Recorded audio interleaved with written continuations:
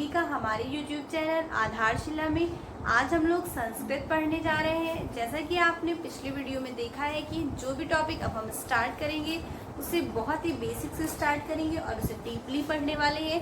तो आज जो हमारा सब्जेक्ट है वो संस्कृत है और इसके बारे में हमें कैसे क्या क्या पढ़ना है वो सारी चीज़ें हम इस वीडियो में आपको बताएंगे।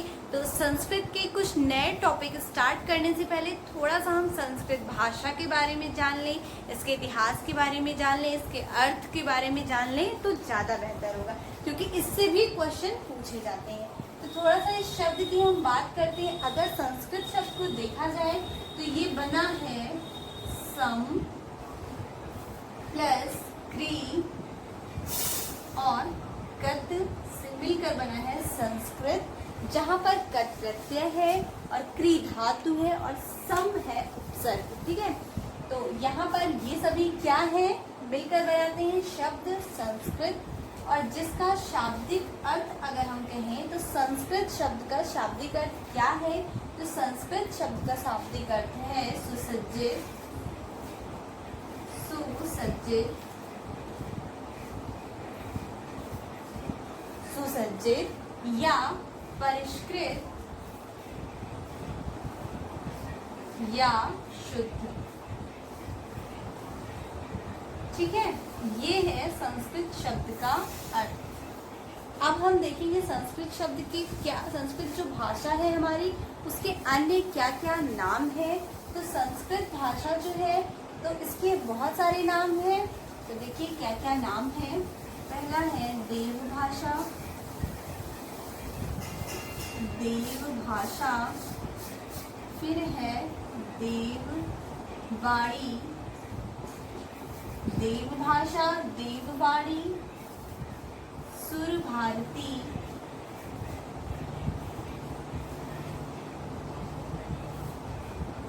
वेद भाषा,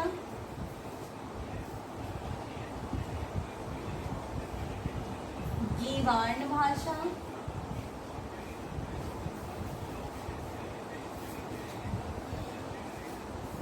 और आर्य भाषा।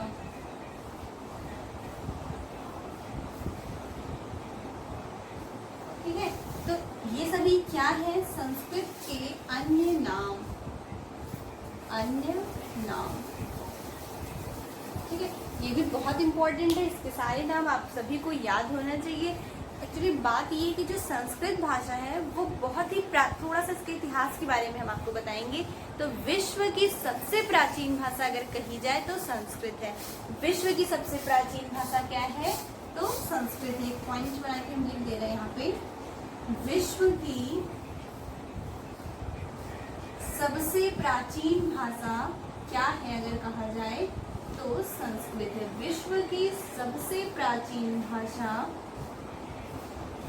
संस्कृत है।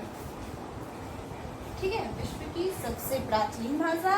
और यहीं पर एक पॉइंट हम आपको और बता दें, सबसे वैज्ञानिक भाषा। ठीक है, सबसे वैज्ञानिक भाषा जो है, सबसे अच्छी या वैज्ञानिक भाषा अगर कहा जाए तो है संस्कृत,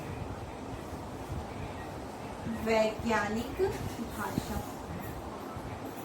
ठीक है, वैज्ञानिक भाषा क्या है तो संस्कृत है। जो हमने यहाँ पर कहा कि ये प्राचीन भाषा है, इसके बारे में थोड़ा सा देख लीजिए। सबसे पहले इसके जितने नाम हैं वो सारे नाम कैसे हैं, क्यों हैं, ये भी हम आपको बताएंगे। तो सीक्वेंस से देखिए, सबसे पहले ये सारी चीज़ आपको समझ में आ गई और अब हम इसके नाम के बारे में थोड़ा सा बात कर लेंगे। जैसे कि हमने कहा कि संस्कृत सबसे प्राचीन भाषा है, तो जो देवता थे जो वो जब आपस में बात करते थे तो वो संस्कृत भाषा में ही बात करते थे, इसीलिए हम संस्कृत भाषा को देव भाषा कहते हैं। जो वेद लिखे गए हैं, जो पुराण लिखे गए हैं वो सभी संस्कृत भाषा में है, इसलिए हमें वेद भाषा भी कहते हैं। और संस्कृत में ही सारे मंत्र होते हैं, या आप सभी को पता है, जितने भी हिंदू धर्म में या जितने भी मंत्र हैं धर्म में या वैसे भी जितने भी मंत्र हैं वो सभी संस्कृत भाषा में हैं। ठीक है, तो ये संस्कृत भाषा सबसे प्राचीन है। तो जो प्राचीन है तो सबसे पहले भारत में कौन आए थे, आर्य। आर्य शब्द का जो शाब्दिक अर्थ होता है वो होता है उच्च, कुलीन या सर्वश्रेष्ठ। ठीक है, आर्य शब्द का अर्थ होता है उच्च, कुलीन या सर्वश्रेष्ठ। तो हुआ क्या, मैक्स थोड़ा सा हिस्ट्री में जाएंगे हम इसके। तो मैक्स मुलर ने कहा था कि जो आर्य हैं ये कहाँ के निवासी हैं, मध्य एशिया के निवासी हैं। तो ये मध्य एशिया और फिर भारत की संस्कृत आर्य भाषा, इसका क्या रिलेशन है देखिएगा। तो मैक्स मुलर ने कहा जो आर्य हैं वो मध्य एशिया के निवासी हैं, ठीक है। तो वो चरागाह की खोज में भारत आए, और भारत की ऐसी धरती है कि जो यहाँ आया फिर वो यहाँ का ही हो गया। तो जब आर्य यहाँ पर आए चरागाह की खोज में, तो इन्होंने देखा कितना अच्छा है सब कुछ यहाँ पर, संपदा, धरती, जो भी इन्हें अच्छा लगा सारी चीज़ें, तो ये यहीं आकर बस गए। अब जब आर्य यहाँ आकर बस गए तो वो जो आपस में बातें करते थे तो उनकी जो लैंग्वेज थी वो संस्कृत लैंग्वेज थी, और इसीलिए हम संस्कृत को आर्य भाषा भी कहते हैं, ठीक है। तो विश्व की सबसे प्राचीन भाषा संस्कृत भाषा है, आर्य भाषा तो संस्कृत भाषा है। ये थोड़ा सा इसके हम इतिहास के बारे में बात कर लिए हैं। अब हम बात करेंगे संस्कृत भाषा की लिपि के बारे में। इसकी लिपि क्या है? तो संस्कृत भाषा की लिपि है देवनागरी,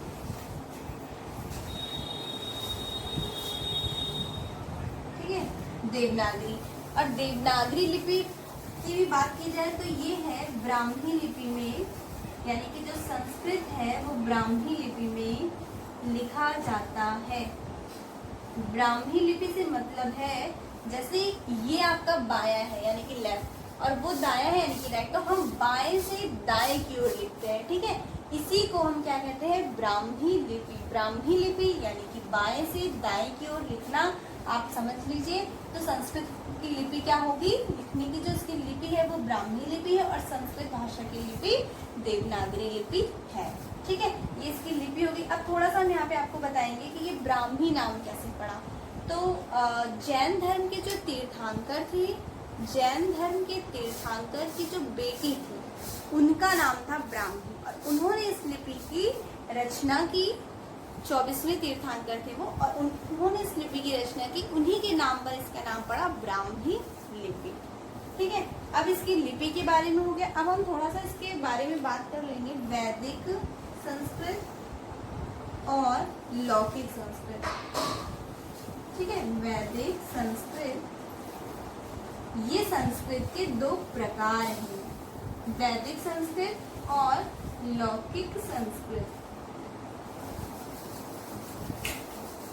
लौकिक संस्कृत,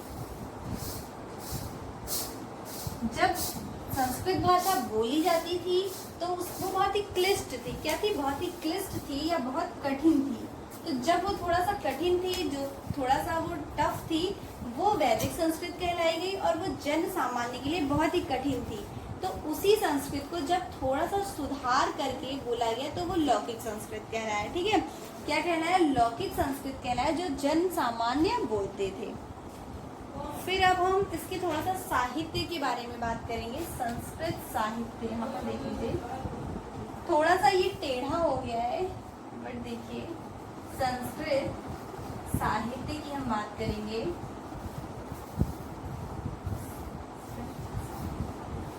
तो पहले क्या होता था कि ऐसा नहीं था कि बुक और कॉपी छपती थी, प्रिंटिंग मशीन थी, ऐसा नहीं था।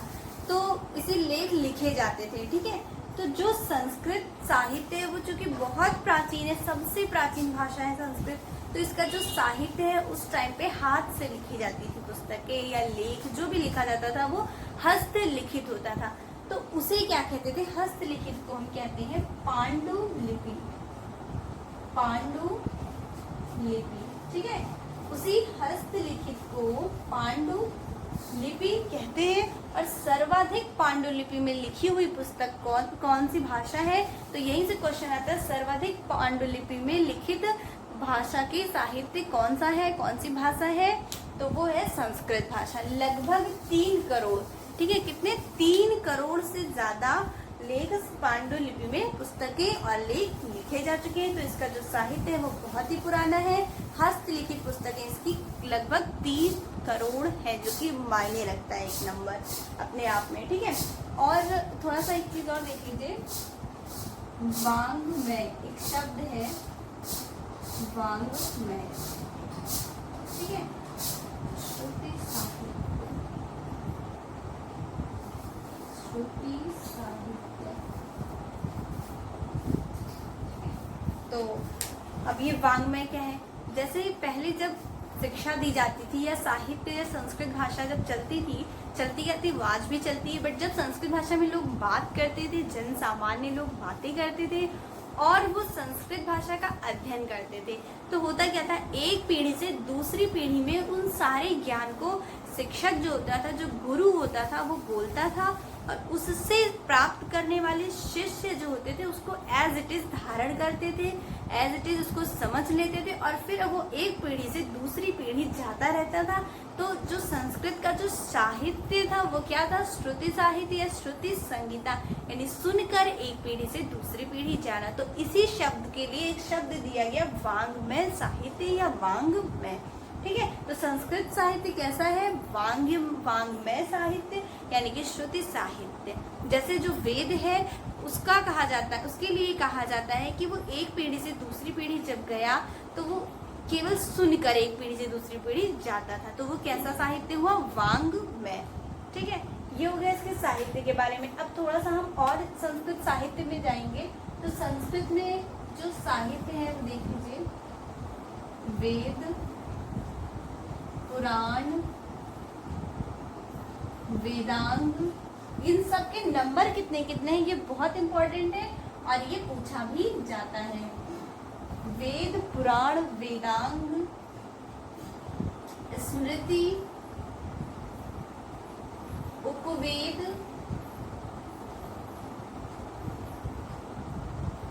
ठीक है, वेद, पुराण, वेदांग, स्मृति, उपवेद। वेद कितने हैं? तो 4। आपको चारों के नाम पता है, ऋग्वेद, सामवेद, अथर्ववेद, यजुर्वेद। पुराण आपके 18 हैं और अगर सबसे प्राचीन पुराण की बात की जाए तो वो है मत्स्य पुराण। वेदांग आपके 6 हैं, उपवेद भी आपके 4 हैं, स्मृतियां हैं आपकी 12। ठीक है, ये सारे नंबर्स आपको याद रखना है, ये बहुत ही इम्पोर्टेंट है। एक चीज थोड़ा सा छूट गई है, उपनिषद। उपनिषद ये है 108 उपनिषद।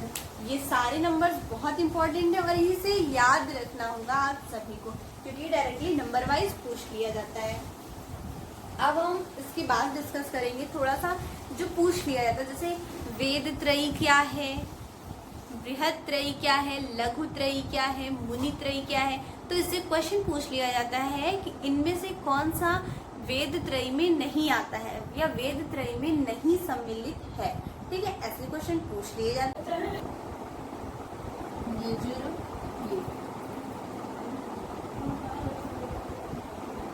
ये इन 3 वेदों को रखा गया है वेद त्रयी में। अब आता है मुनि त्रयी, इसमें है पतंजलि,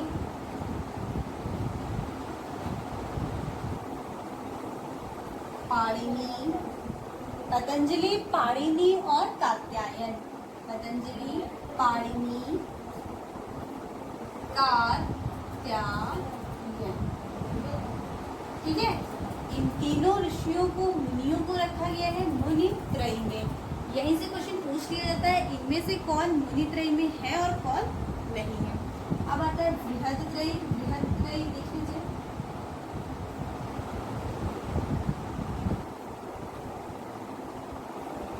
नैषधीय चरितम, नैषधीय चरितम, शिशुपालवधम,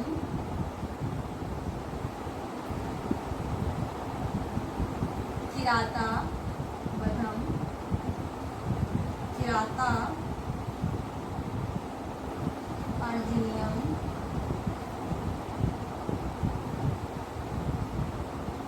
इन तीनों का नाम किसमें रखा गया है? बृहद त्रयी में। ठीक है, बृहद त्रयी में किसका नाम रखा गया है? नैषधीय चरितम, शिशुपाल वधम और किराता अर्जुनिया। अब इसके बारे में हम थोड़ा सा देखेंगे कि इसको जो है लिखा किसने है, किस पर्व से लिया गया है। तो नैषधीय चरितम की रचना की है श्री हर्ष ने और इसे लिया गया है नलोपाख्यान पर्व से, नलो पख्यान पर्व। ठीक है, फिर आता है शिशुपाल वधम, इसकी रचना की है माघ ने, महर्षि माघ, और इसे लिया गया है सभा पर्व से, सभा पर्व।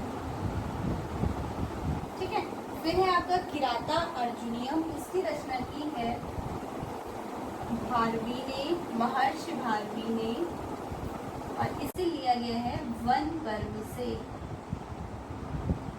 वन पर्व। अब है गुणत्रयी, तो इसमें रखा गया है सत्व गुण, रजगुण और तमोगुण, सत्व रज तम। प्राणत्रयी में है अग्नि, जल, यही बगल में देख लीजिए, अग्नि, जल और वायु, ये है आपका प्राणत्रय। ठीक है, इससे क्वेश्चन पूछ लिया जाता है, 4 ऑप्शन दे देंगे, पूछ लेंगे चारों वेद का नाम, इनमें से कौन सा वेद त्रय में नहीं है। ठीक है, इस तरह से इससे क्वेश्चन पूछ लिया जाता है। ये सारी चीजें बहुत इंपॉर्टेंट है और इसे आपको याद करना है, समझना है, और इसे जैसे भी आप याद रख सकते हैं याद रखिए। ठीक है, और एक सेकेंड, लघुत्रय, सॉरी ये छूट गया, लघुत्रय यहाँ पर देख लीजिए, लघुत्रय, लघुत्रय में रखा गया है कुमार संभवम, कुमार संभवम, रघुवंशम, कुमार संभवम, रघुवंशम, मेघदूतम। ठीक है,